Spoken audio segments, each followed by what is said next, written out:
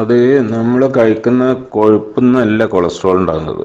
അത് ഒരു എന്തെങ്കിലും പറയാം, പലർക്കുള്ളൊരു തെറ്റിദ്ധാരണയാണ്. കൊളസ്ട്രോൾ എന്ന് പറഞ്ഞ സാധനം നമ്മുടെ ശരീരത്തിനകത്തുനിന്നുണ്ടാകുന്ന, നമ്മുടെ കരളിനകത്തുനിന്നുണ്ടാകുന്നൊരു പ്രോഡക്റ്റാണ്. അത് നമ്മുടെ ശരീരത്തിന് ഏറ്റവും അത്യാവശ്യമുള്ളൊരു സംഗതിയാണ്. അതാണ് ഇതിൻ്റെ ഏറ്റവും വലിയ വിരോധാഭാസം.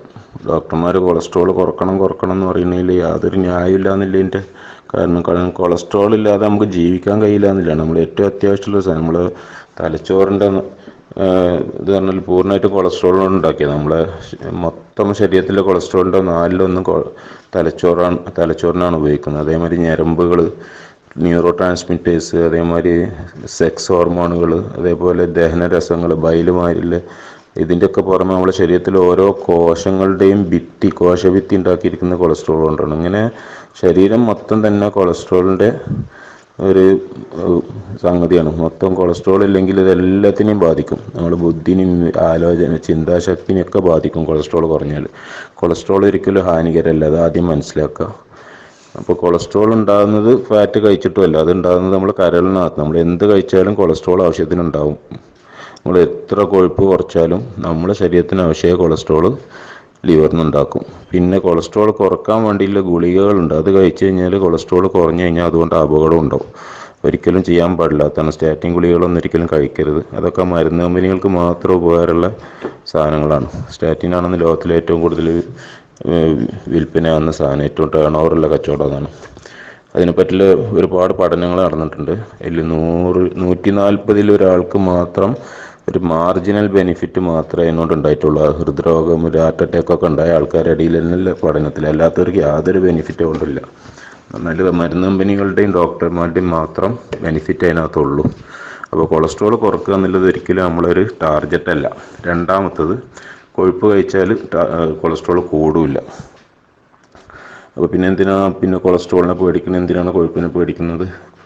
കൊളസ്ട്രോൾ ഉണ്ടാകുന്നത് ലിവറിനാണ്. ലിവറിന് ഉണ്ടാകുന്നത് എങ്ങനെയാണെന്ന് വെച്ചാൽ, കാർബോഹൈഡ്രേറ്റ് കൂടുതൽ കഴിക്കുമ്പോൾ ഇതിനകത്ത് ലിവറിനകത്ത് ഫാറ്റ് ഡെപ്പോസിറ്റ് വരും.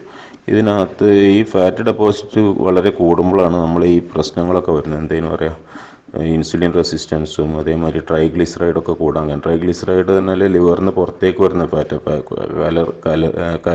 കരളിൽ ഫാറ്റ് നിറയുമ്പോൾ അത് പുറത്തേക്ക് വരും. കരളിൽ ഫാറ്റ് ഉണ്ടാകാൻ കാരണം കാർബോഹൈഡ്രേറ്റും.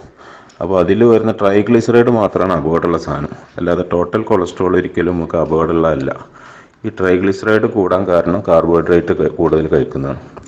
ട്രൈഗ്ലിസറൈഡ് കുറക്കണം, അതിന് കാർബോഹൈഡ്രേറ്റ് കുറയ്ക്കലേ മാർഗമുള്ളൂ. കൊഴുപ്പ് കഴിച്ചാൽ കാർബോഹൈഡ്രേറ്റ് കൂടില്ല, HDL കൂടും, അതേമാതിരി LDL-A കൂടും. ഇത് രണ്ടും ശരീരത്തിന് ഉപകാരമുള്ള സംഗതിയാണ്. ഇത് രണ്ടും നല്ല കൊളസ്ട്രോളാണ്.